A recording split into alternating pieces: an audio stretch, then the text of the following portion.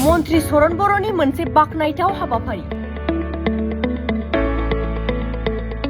हान्था मेला बिथिङाव रायजो राजाफोरनि थाखाय मोनसे गोजोनथाव खौरां। उदालगुरि जिल्लायाव दिनै ASTC नि गेजेरजों AC इलेक्ट्रिक बास सार्भिस बेखेवबाय।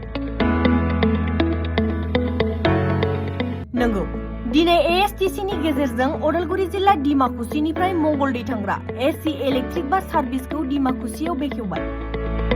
बे AC इलेक्ट्रिक बास सार्भिसखौ मन्त्री सरन बर'आ बाहागो लानानै बेखेवनानै होयो।